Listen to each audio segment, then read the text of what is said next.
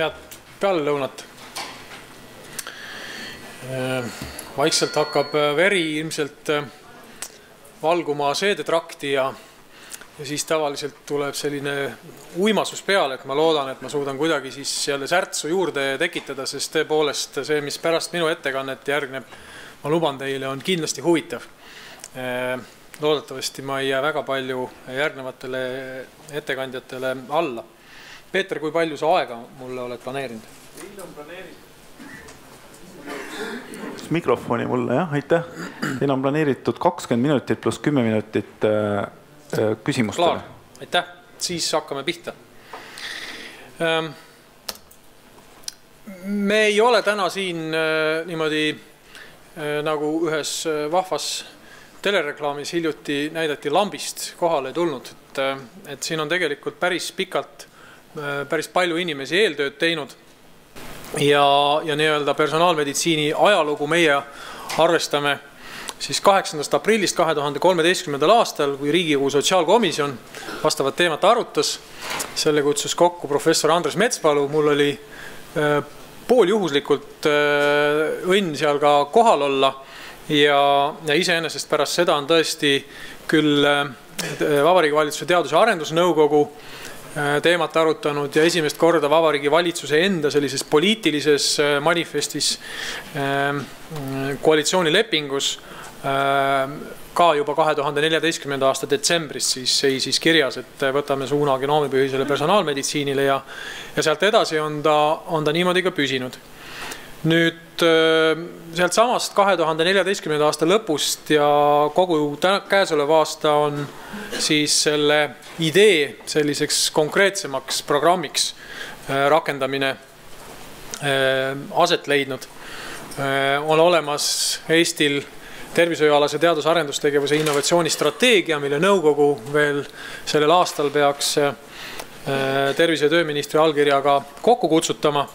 Ja on ka teine protsess, milleks on e-tervise strateegia koostamine käsil, kus mõlemas on personaalmeditsiin servapidi sees. Ja asi, mida ma siis täna tutvustan, on tervishoius rakendamise personaalmeditsiini pilootprojekt. Tõsi, meie eelmine sessioon lõppes hea kolleegi Soomest Marja-Liisa mõttega, et sõna piloot personaalmeditsiini juures on tänaseks päevaks kohatu. Tegemist on ühel või teisel moel igapäevaellu jõudnud praktikaga.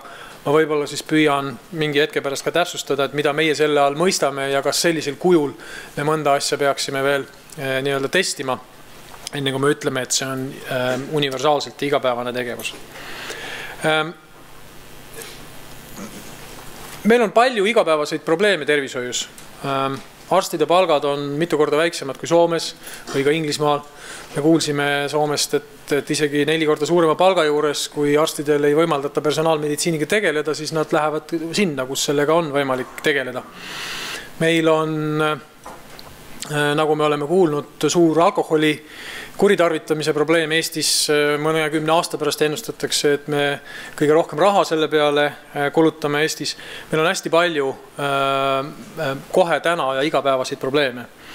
Ja samal ajal me räägime millestki, mille reaalne mõju tõenäoliselt sünnib parimal juhul 3–5, aga päriselt tõenäoliselt umbes 10 aasta pärast.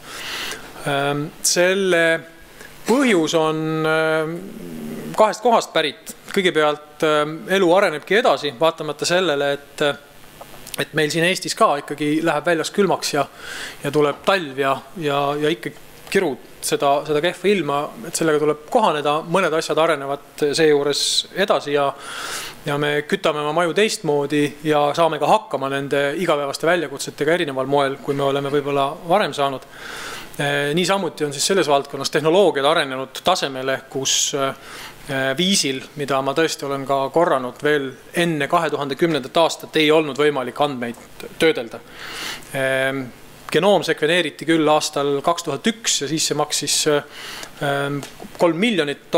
Tänapäeval tehakse, $3 miljardit. Tänapäeval tehakse seda suurusjärgus 1000 dollari eest. Kui on head sõbrad, nagu meie oleme omale Ühendriikidest saanud, siis saab isegi soodsamalt. Aga arvutusjõud selleks, et seda tohutut hulka informatsiooni töödelda, on arenenud viimastel aastatel sellisele tasemele, et me suudame sellest mürast tegelikult siis mõistlikku signaali välja tuua. Ja teine, mille vastu ka ei saa, on see, et inimesed tahavad. Et nii sama lihtne asi nagu mustaks värvitud suhkruvesi, mis ometi on ühetaoline üle maailma olnud juba ka umbes 100 aastat, ikkagi selleks, et seda inimestele müüa, tuleb talle sinna nimi peale kirjutada, et see on väga personaalne. Mida see tähendab, kas see pudel, mis on Rebekale mõeldud, selle pudeli kõrval, mis Timile on mõeldud, on kuidagi moodi teistsugune või personaalsem. See ei pruugi isegi inimeste jaoks oluline olla, aga nad eeldavad, et lähenemine on siis nende individuaalseid eelistusi arvesse võttev ja kuidagi moodi peaks siis sellega kohaneme ka tervishoid. Nüüd mõistest natukene. Mul on mitu slaidi selle kohta ja mul paluti tõesti ka rääkida, et millest me siis kõneleme, kui me kõneleme personaalmeditsiinist. Väga pikalt selle slaidi juures ma ei peata, see on enam-vähem maha kirjutatud või joonistatud artiklist, mille viide siin all on olemas. Pikalt on kõiki neid erinevaid, natukene sarnase tüvega, aga siiski sisult erinevaid mõisteid käsitletud. On tõesti stratified medicine, grupipõhine meditsiin, ka brittidel me kuulsime täna Genomics Englandi ettevõtmisest, samal ajal neil on paralleelselt käimas jätkuvalt ikkagi ka veel ka stratified medicine initsiatiiv, individuaalmeditsiin, täppis ehk precision medicine ja nii edasi. Aga personaalmeditsiin on selline vahepealne üldmõiste siis selleks, kui genoomika, erinevad molekulaarandmed, infotehnoloogia ja siis patsiendi endi osaluse suurendamine kokku muudab siis seda viisi, kuidas teenuseid osutatakse. Meil, nii nagu ma ka ennist mainisin, sellel aastal on koos käinud üks üsna esinduslik, me oleme nimetanud seda konsortsiumiks. Meil oli 4 erinevat suurt gruppi Tartu Ülikoolist, Tallinna Tehnikaülikoolist, aga Tartu Ülikoolist siis nii geenivaramust kui ka arstiteaduskonnast, kui Informaatika Instituudist ja Tallinna Tehnikaülikoolist ka e-meditsiini laborist ja Informaatika Instituudist. Ja oli ka Praxis ja oli Tartu Biotehnoloogia park koos, kellega me siis püüdsime seda üsna keerukat ja mitmetahulist asja mõtestada enda jaoks. Ja tõesti, kujutan ette, et esimene kolmandik meie ühisest uuringust kuluski selle peale, et defineerida, millega me ühiselt tegeleme. Et see elevant oli üsna suur ja korraga teda ükskõik mis nurgast vaadata oligi keeruline kirjeldada. Lõpuks me leppisime kokku, et Eestis me tähistame personaalmeditsiini individuaalsete geno- ja fenotüübi andmete põhjal, arvutusliku analüüsiga, individuaalsetele riskidele ja otsusetoe soovitustele toetuvat haiguste ennetust, diagnostikat ja ravi ja kõige selle eesmärk on toetada preventiivse, prognoosiva inimesi kaasava lähenemise juurutamist tervisesüsteemis. Et see esimene pool räägib siis sellest tehnilisest, et mis komponendid peaksid olemas olema ja samal ajal, ütleme, ühe ja sama tööriistaga võib erinevaid asju teha, et siis me pidasime oluliseks ka täpsustada, et just nimelt sellisel eesmärgil siis selle eelneva tööriistakomplekti kasutamine on personaalmeditsiin. Ja mis siis sisuliselt inimeste jaoks võiks tähendada, et meil on väga pikka aega olnud lähenemine, mida nimetatakse ka tõenduspõhiseks ja kuluefektiivseks, mille on hästi lühidalt kokku võtnud. Mul on hea meel täna ka professor Jaanus Arrot siin saalis näha, et see on tegelikult tema ühest teleintervjuust võetud 2 mõtet, et kui selline traditsiooniline lähenemine lähtub eeldusest, et me püüame võimalikult odavalt aidata võimalikult paljusid, sest meil on ressursid ometigi piiratud, siis see uus personaliseeritud lähenemine ei kaota silmist seda, et ressursid on piiratud, aga kui hakatakse planeerima, kuidas neid kasutada, siis võetakse ette see konkreetne inimene ja püütakse tema jaoks siis kõige tulemuslikum plaan välja töötada.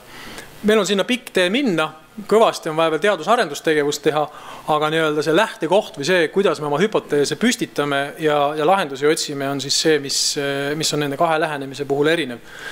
Esimese puhul siis me võtame lähtekohaks üldistatud keskmised riskitegurid ja vaatame siis, kuidas see populatsioonis jaotub. Teise puhul siis püüame arvutada konkreetsele isikule tema väga suure hulga erinevate parameetrite põhjal siis nii-öelda tõenäosuslikku tulevikku. Ükskõik, kas siis juhul, kui ta midagi ei tee või kui ta siis ise midagi teeb või tervishoid talle mingisugust sekkumist pakub. Haiguste defineerimine on traditsioonilisel viisil organi ja haiguspõhine. Personaalmeditsiini puhul vaadatakse inimese riskigruppi ja molekulaarset alust, nii et üks ja sama diagnoos rahvusvahelistes haiguste klassifikatsioonis selles tähenduses võib käsitlusviisi lähtekoht olla oluliselt erinev. Ja lõpeks siis, kui meil on tüüpiliselt kuluefektiivsuse rehkenduses 4 erinevat tabletti südamehaiguse konkreetse raviks ja siis me püüame nende hulgast leida selle ühe, mis kõige suuremat hulka inimesi kõige efektiivsemalt ravib, siis personaalmeditsiinilise lähenemise puhul on eeldus selline, et tõenäoliselt on selles terves populatsioonis 4 erinevat subpopulatsiooni ja igaühele neist siis üks nendest 4 võib anda parema efekti kui üks välja valides üldise keskmisena. See on teooria.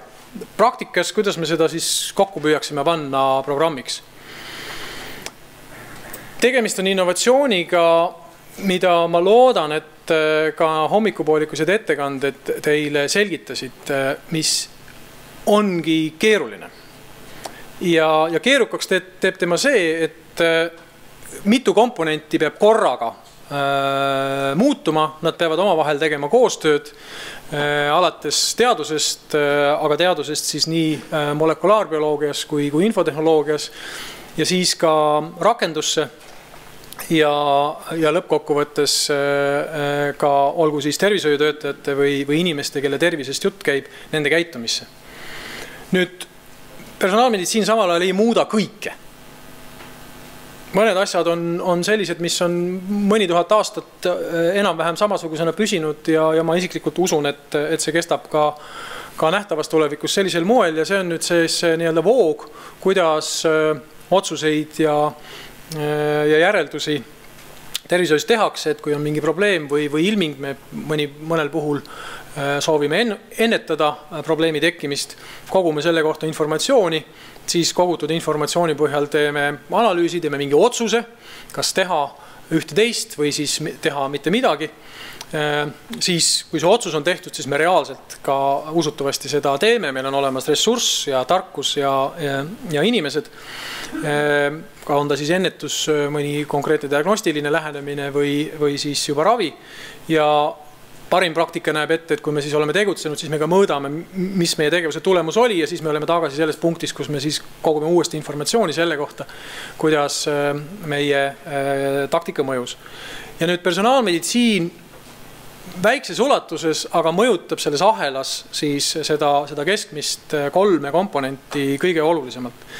Ehk kui nüüd need tervise- ja raviandmed on meil kogu aeg olemas olnud, siis pikki aastaid oli arsti teadmine ja julgemad arstid julgesid riiulist võtta ka raamatu ja sealt järele vaadata, kui neil endal kohe päris täpselt kõik alati meelde ei tulnud, sest tänapäeval ka neid tervise- ja raviandmeid on juba liiga palju selleks, et üks inimene suudaks neid oma peas 10 minuti jooksul süstemaatiliselt töödelda. Kui me nüüd lisame sinna juurde veel geeni ja muud molekulaarandmed, siis see informatsiooni kogumise viis tavapärase anamneesi kogumise kõrval ja võib-olla siis on varem haiguslukku midagi kirja pandud, see muutub. Ehk et selle sama informatsiooni tekitamise ja info kogumise viis on see, mis iseenesest juba on hoopis teistsugune ja seda ei saa päriselt võrrelda lihtsalt nii-öelda traditsioonilise viisiga. Nüüd, kui meil on informatsiooni väga palju, siis selle analüüsimise käigus ka sellised tavalised lihtsad regressioonvõrrandid enam keerukat maailma selgitada ei suuda. on vaja hoopis teistsuguseid tööriistu, millega otsida siis mustreid ja seoseid selle suure tohutu hulga informatsiooni vahel. Nii et isegi kui me ei oleks lisanud, näiteks jätame need geeni- ja molekulaarandmed ära, vaatame ainult tervise- ja raviandmeid, ka on võimalik ja tehaksegi suurandmetel seoste ja mustri otsimist. Meie lihtsalt Eestis oleme kokku leppinud, et personaalmeditsiini mõiste all me peame silmas, et me kasutame ka siis täpsemaid geeni- ja molekulaarandmeid seal juures. Nüüd see, mis siis niisuguse analüüsi tulemusena tekib, on tõenäosusel põhinev teadmine. Midagi tõsikindlat on meie sellises stohastilises maailmas üldse keeruline väita, nii et seetõttu ka see otsuse tugi peab siis aitama hakkama saada. Mitte siis sellise lihtsa kaalutlusega teha operatsioon, mitte teha, kasutada ühte või teist ravimeetodit, vaid neid tuleb omavahel võrrelda.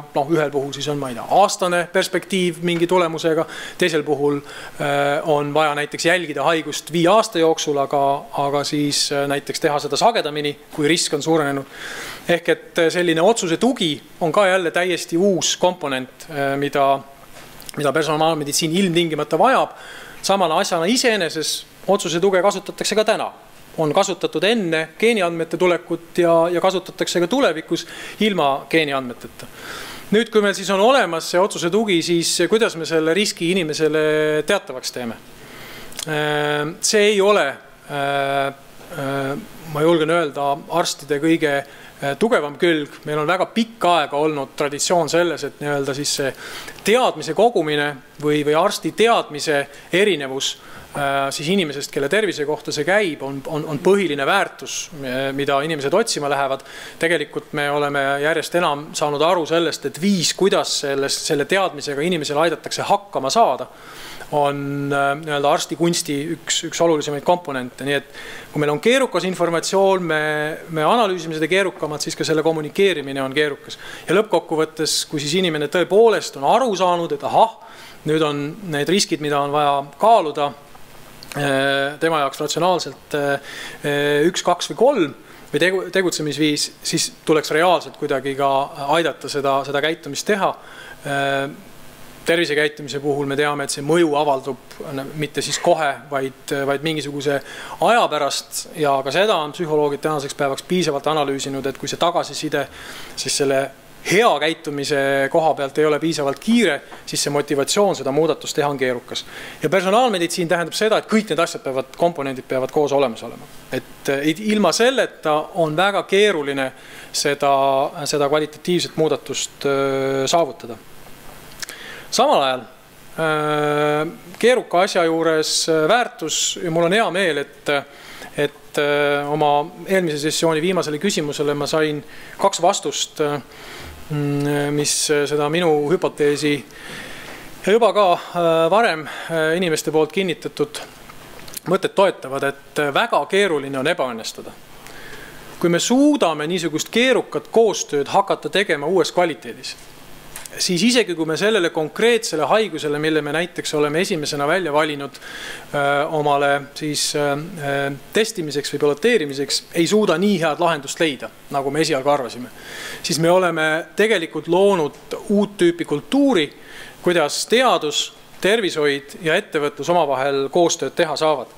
Ja nädal tagasi sama Genomics Englandi inimestega vesteldes ütlesid nemad, et jah, nad alustasid aasta tagasi ja nad on tänaseks päevaks juba mõningaid oma lähenemisviise taktikaid muutnud võrreldes sellega, milline oli nende esialgne plaan, sellepärast, et selles keerukas kompleksis uus teadmine tekib siis, kui sa seda reaalselt rakendad ja nad on muutnud näiteks viisi, kuidas nad proove koguvad või kuidas nad omavahel 11 erinevat kliinilist keskust koostööd tegema panevad.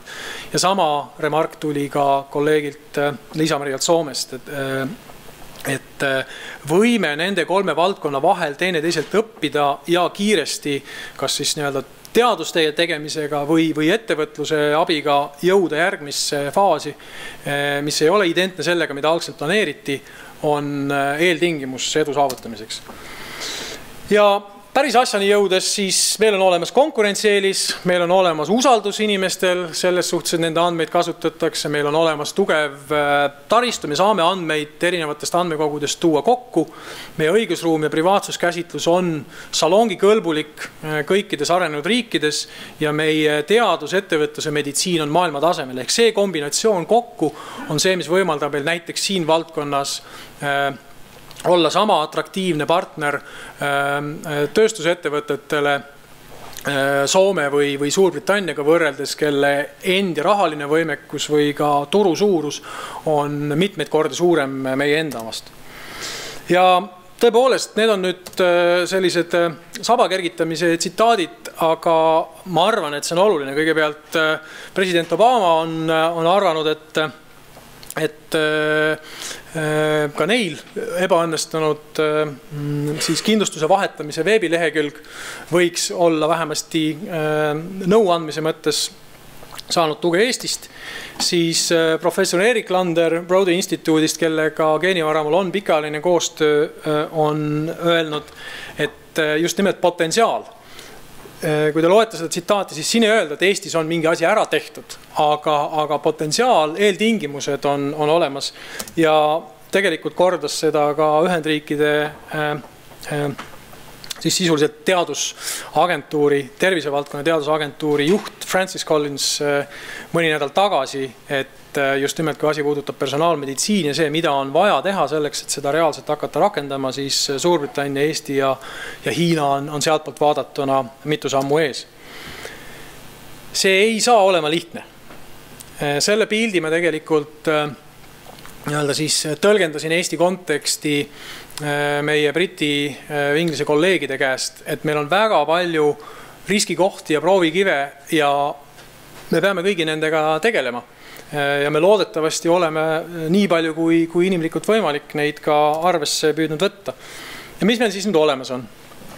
Meil on soov järele proovida personaalmeditsiini rakendatavust ja tulemuslikkust kliinilises keskkonnas, ehitada üles vastav IKT võimekus ja arendada välja selline ökosüsteem, mis teadust, innovatsiooni siis ülikoolide ja ettevõtete koostööks aitaks toetada ja 6 sellisest põhilisest tükist see koosneb.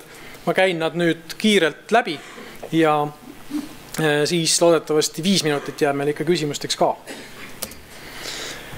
Kõigepealt me tahame seda rakendada kliinilises praktikas. Meil on juba olemas väga tugev geenivaramu, me teame, et sealt tuleb tipptasemel teadustöid mahus, mis on uhkuseks mitte ainult sellele üksusele, vaid tegelikult Eestile tervikuna. Me näeme ette, et me valime selle juhtprojekti partneri või kui neid ka saab mitu olema konkursipõhiselt, sõltuvalt sellest, milline see konkreetne projekt siis nende sama partneri poolt välja käiakse, on meil ette näha, et see võiks hinnanguliselt jääda 0,5 kuni 3 miljoni euro raamesse ja eeluuringus on välja pakutud 5 sellist võimalikku kandidaati, see loend ei ole ammendav. Tegelikult valdkonnad, mis suudaksid pakkuda väärtust ja rakendada seda, võiksid sellel tulevasel konkursil kindlasti osaleda.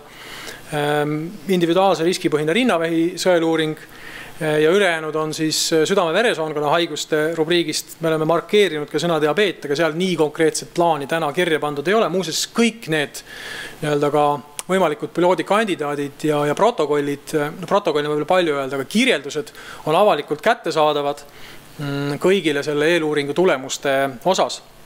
Nii et need, kes selles osalesid, on küll võib-olla natukene konkurentsieelises, aga see informatsioon on avalikult kättesaadav. Nüüd need 3 järgmist kivikest selles pusles tegelikult käsitlevad just nimelt seda infohalduse taristut, mida ka enne hommikuses osas mainiti kui ühe soovitusena, mida ilmtingimata tuleks personaalmeditsiini rakendamiseks teha. See on hästi lihtsustatud joonis sellest, et kui paremalt poolt vaadata, et tuleb väga erinev hulk informatsiooni, meil muist on juba olemas tervise infosüsteemis isikustatud kujul olemas ja nüüd siis tuleks sealt see isikustatud komponent ära võtta ja siis on meil võimalus anonüümiseeritud andmetega teha teadus-arendustegevust. Kui me uued teadmised ja seosed valideerime kliiniliselt ära niimoodi, et me usume, et nad on nii hästi tõendatud, et neid võib igapäeva kliinilises praktikas kasutada, siis jällegi tulevad mängu uuesti need isikustatud andmed, mille pealt siis on võimalik konkreetsele inimesele anda personaalmeditsiinialast nõu. Ja tervise infosüsteemi komponent siis nendest kolmest on esimene, mille ma põgusalt ära mainiks. See on e-tervise strateegia üks komponent, mida valitsus sellisena ka veel käesoleval aastal peaks otsustama. See tähendab siis genotüübi ja terviseandmete integratsioon tervise infosüsteemis. Täna neid andmeid seal ei ole. Niisama lihtsalt, nagu me oleme epikriisi sinna kogunud, seda ka teha ei saa. Seda on vaja läbi mõelda, kuidas seda teha. Siis peaks olema referentsandmebaas kliiniliselt valideeritud geeni ja terviseandmete seoste kohta. Nii et siis saaks seda kasutada personaalmeditsiinilise otsuse töö alusena ja hinnanguline eelarve on 1 miljon, aga veel kord, kuna see on aruteluks olev tööversioon sellest plaanist, siis tõenäoliselt kõik need numbrid täpsustuvad siis, kui me ühel hetkel jõuame väga konkreetsete tegevusteni. Me oleme kasutanud mõistet andmeait, kuigi me teame, et see ei ole ainult konkreetne infotehnoloogiline, server või siis organiseeritud andmete kogum. Seal on inimesed ümber, kes aitavad neid andmeid tõlgendada. Ka täna meil iseenesest geenivaramu juures seda sorti tegevus toimub lihtsalt, kui me näeme, et seda mastaapi peaks suurendama ja rutiinseks selle muutma tavalisest teadusprojektist, siis meil on vaja eraldi pingutust teha. Need on siis anonüümiseeritud geeni- ja terviseandmed. Seal peaks olema põhinema ainult patsiendi nõusolekul, nii nagu täna on geenivaramus see. Riik tagaks siis kõigile huvitatud osapooltele tehnoloogia ja korralduse, see tähendaks IKT taristu ja organisatsioon, kuidas siis neid andmeid sealt pärida oleks võimalik, milline on see õiguslik ja eetiline raamistik, kuidas andmetele ligipääs saadakse, millised on koostöömudelid akadeemiliste asutustega, millised on kommertsettevõtetega, kuidas individuaalset nõusolekut hallata, mõni on nõus, et tema andmeid kasutatakse ainult akadeemiliseks tööks, teine on valmis ka kommertsprojektides osalema ja juhul, kui siis on mingisugune spetsiifiline teadmine olemas anonüümiseeritud andmete pealt ja oleks vaja minna seda kitsamat kohorti, siis täiendavalt kliiniliste meetoditega täpsustama või informatsiooni inimeste kohta koguma, siis tuleks ka reidentifitseerida, et nende inimestega oleks võimalik uuesti ühendus võtta. Siin me näeme, et see käivituseelarve on 2–5 miljonit eurot. Veel kord, et see on siis nii infotehnoloogiline investeering kui ka see personalikulu seal. Ja ma olen ise kasutanud mõistet, et see võiks olla selline Eestis biotehnoloogia CERN ehk avatud info platvorm, mis on rahvusvahelise teadus-arendustegevuse ja ettevõtluse arendamiseks avatud siis need eelpool loetletud reeglite alusel. Täpselt nii nagu osakeste füüsikud käivad seda valdkonda selles valdkonnas oma tööd tegemas. Arstidele tahaksime pakkuda otsusetugesid. Meil on täna juba koostöö tehnoloogia arenduskeskustega nii STAK, see on siis, Jaak on siin. Tarkvaratehnoloogia on eesti keeles ja tervisetehnoloogia TAK. Ja me räägime siis prototüüpide arendamisest ja rakendamisest. Veel kord, igapäevasesse kliinilisse praktikasse peaksid nad ka jõudma ja selleks e-tervise strateegia eraldi ka pingutusi teeb, aga kui me räägime kitsamalt nüüd sellest, mis puudutab personaalmeditsiini pilootprogrammi, siis siin me räägiksime käivituseelarvest suurusjärgus 3 miljonit eurot. Meil on 52 000 bioloogilist proovi, aga nendest ainult 23 000 umbes on täna siis varustatud ehk sealt on tehtud analüüs, see on varustatud teadmisega, mis nende inimeste geenides peitub. Plaan on kõigile nendele 52 000 siis see teadmine välja selgitada ja inimestele teatavaks teha. Selleks võiks kuluda suurusjärgus 5 miljonit eurot ja tõesti rahvusvaheliselt on meile öeldud, et kui me suudaksime sellest ka järgmise sammu teha ehk kasvatada inimeste hulka, kelle kohta meil on olemas nende geneetiline info ja terviseinfo 500 000, siis see oleks erakordselt huvitav ja kasulik andmekogu nii teadus-arendustegevuse kui ka ettevõtluse arendamiseks. Ja siin me ilmselgelt näeme, et niisugust investeeringut Eesti riigi oma maksumaksja rahadega ükskõik, kellelt seda siis püüaks ära võtta, kui siin vihjati, et raha on võimalik ainult niimoodi tekitada, et tuleb kelleltki ära võtta. Ei ole võimalik ega mõistlik teha. Tegelikult on teada, et ka paljude eelnevate punktide puhul on võimalik teha koostööd. Näiteks Soome kogemusest on teada, et nemad oma sekveneerimise ja genotopiseerimise suuremalt jaolt on teinud kommertskoostöö raames. Tõsi, sellega käivad alati kaasas teatud piirangud, nii et lõppkokkuvõttes meie valik peakski olema selles, et kui me suudame ise kuhugi maale enda võimekuse välja arendada, siis meie läbirääkimiste positsioon on kindlasti oluliselt tugevam. Ja lõpetaks sellega, et paar nädalat tagasi toimus Tartus infopäev sellel samal teemal ja seda kajastas ka Tartu Postimees ja seda, et inimesed teemat arutavad aktiivselt, võib arvata. Ja nagu ikka arvamused on seinast seina, selle kõigega me peame arvestama, et kahtlemata on inimesi, kes näevad, et tegemist on kellegi isikliku äri toetamisega. Siis on inimesi, kes on mures selle pärast hoopis, et nemad on oma andmed geenivara mulle andnud, aga ei ole täna seda teadmist veel tagasi saanud.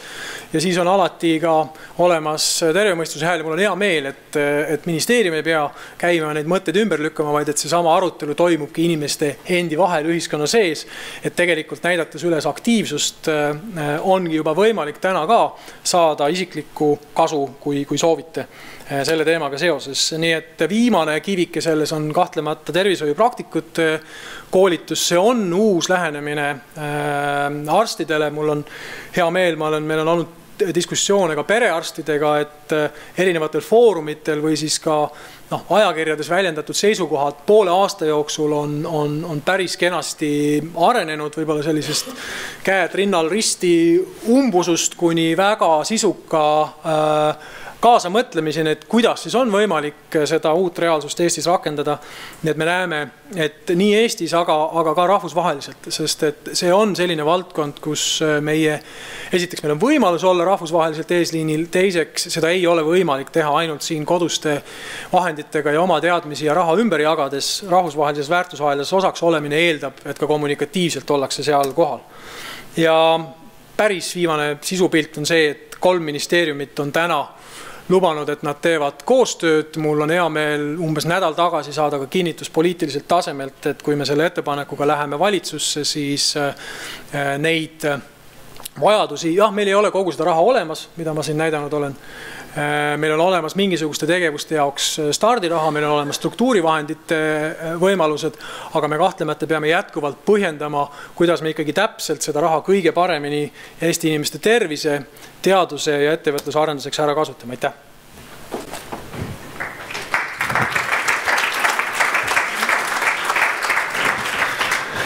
Suur tänu, Ain, väga sisuka ja põhjaliku ülevaate eest.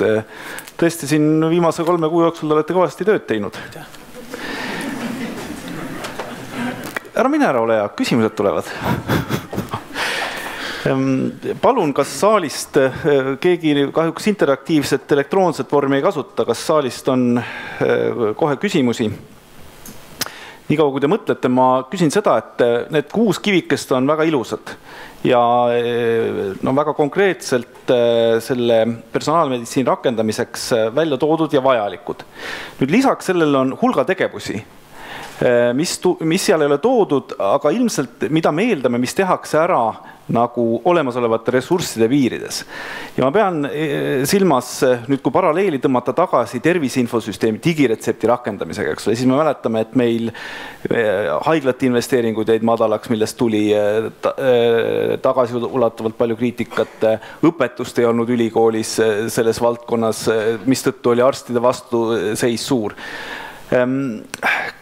Kuidas te olete nende küsimustega, mu küsimus on selline, kas te olete rääkinud Tartu Ülikooliga arstiteadusest, kas te olete rääkinud suuremate haiglatega, sellepärast, et selleks, et saada kvaliteetseid andmeid, peavad tegema haiglad päris oluliselt investeeringuid oma infosüsteemidesse. Selleks, et arstid hakkaksid otsustustuge kasutama, me peame nagu oluliselt seda fookust ka arstiteaduskonnas teravdama selles osas, mitte ümber sättima. Me oleme rääkinud, aga veel mitte piisavalt, päris kindlasti, sest et meie esimesed vestlused enamasti said erineva lähtekohana, aga lõpuks nad lõppesid ikkagi selle, aga mida te ikkagi nagu konkreetselt tegema hakkate ja kuniks meil sellist konkreetset plaani ei olnud, on keeruline inimeste, kes küsisid, et olete te nõus meiega kaasa tulema. Nii et ma arvan, et nüüd, kui meil on olemas natukene konkreetsem plaan, on ka, olgu see Tartu Ülikooli kliinikumil või Põhja-Eesti regionaalhaiglal võimalik siis nii-öelda unte pealt vaadata, kas tasub selle asjaga kaasa tulla. Et hakkate nime veel alles nagu 5 õuna eest ostma. No varrudele kutsume ikka ka. Suurepärane, aitäh selle. Kas selle kohta on kommentaare, kas ülikooli haiglate poolt, palun, perearstide poolt? Aitäh, minul ei olnud küsimus eelnõu küsimuse kohta, vaid ettekande kohta. Aitäh selle suurepärase teoreetilise ülevaate eest. Ja seal oli üks slaid, mis paelus minu tähelepanu, kus oli kirjutatud, millised ressursid ja millised puudujäägid on. Seal oli üks niisugune tegelane nagu kliiniliste tšempionite puudumine. Et ma ei ole üheski haiglas ainult ühtegi sellist rinnasilti, kes need on? See tegelikult on hästi otseselt seotud eelmise küsimuse vastusega, et see, kui meie ministeeriumist püüame öelda, olgu see haiglatele või perearstidele, et teate, et meil on nüüd üks hea mõte, mida teie peaksite tegema, siis ilma selle kliinilise tšempionita, mis tähendab inimest, kes oma kliinilises valdkonnas kuulub nende hulka, keda hommikul Liisa-Maria mainis, kes näeb, et see on lähenemisviis, mis aitab temal teha oma tööd paremini.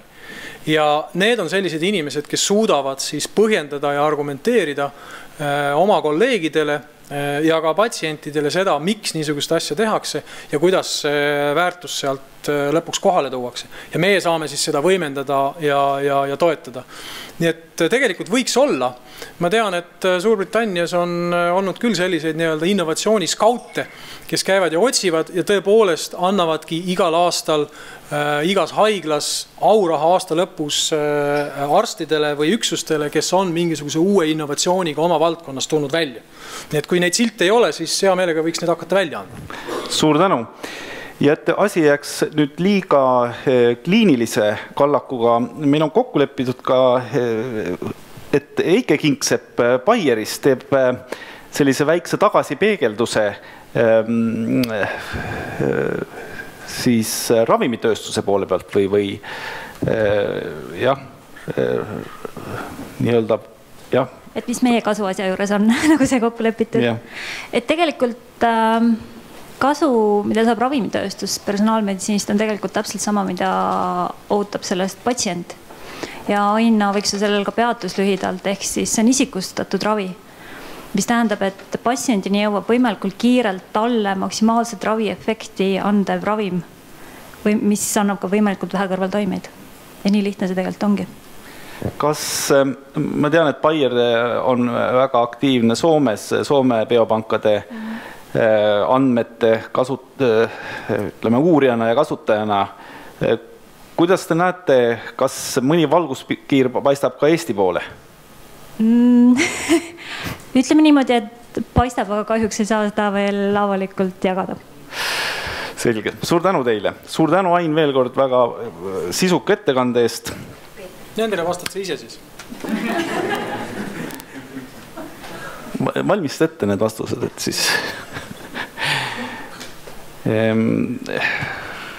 Kuidas ma nüüd tõesti siin pean, ma arvan, auditooriumiga kokku leppima, et lähme natuke üle aja, aga lase Mainil need küsimused ära vastata, sellepärast, et meil ei olnud need veel ekraanil, ma väga vabandan, ma ei pannud neid tähele. Et esimese küsimuse puhul on nii, et need, kes osalesid eeluuringus, leiti konkursi käigus ja nende töö tulemused on avalikult kättesaadavad kõigile järgmiste konkursside käigus. Nii et ei ole tegijad ette ära otsustatud, aga kahtlemata need, kes on aktiivselt mingisuguse teemaga tegelenud, neil on lihtsalt selles tähenduses olemas eelis, aga kogu see info, mis senimaani on toodetud, on kõigile kättesaadav. Teadustöödele kulutatud summa osas ma pöördun oma kolleegi poole Haridus- ja Teadusministeeriumis, see on hea küsimus. Me püüaks sellele vastata siis, kui me selle plaaniga läheme Vabariigi valitsusse, nii et ma hetkel täna jään vastuse võlgu, aga kuna see plaan, millega me valitsusse läheme, saab ka olema avalik, siis seal ma luban, et see vastus on olemas. Ja kolmanda punkti osas ma korraks panen selle eelviimase slaidi tagasi. Meil on ilmselgelt ja väga kindlasti plaanis jätkata seda selgitustööd ka üldelanikkonna hulgas ise, aga me näeme, et kõik need kliinilised juhtprojektid, mis tekkima peaksid konkreetses situatsioonis arst ja patsient oma vahel, on üks kõige parem viis, kuidas seda selgitust teha, et need kaks kokku võiksid anda siis selle vajaliku edu, mida seal kahtluse alla seatakse. Üks tuli juurde. Jah. Siin ei tahate ka ära lasta. Kas on ka plaan haiglate infosüsteemid ühele programmile põhinevaks tuua? Ei ole. Võin kohe vastata, mida on plaanis teha, on plaanis arendada kasutaja rakenduste prototüüpe, mis tähendab seda, et me tahaks muuta lihtsamaks seda, et kui ühes haiglas on üks hea lahendus välja mõeldud ja näiteks me riigi poolt toetame selle arendamist, et siis selle prototüübi juurutamine mõnes teises infosüsteemis võiks olla lihtsam ja need standardid, mida kasutatakse, on sellisel juhul ühetaolised igal pool. Need nii palju me saame teha. Suur tänu veel kord.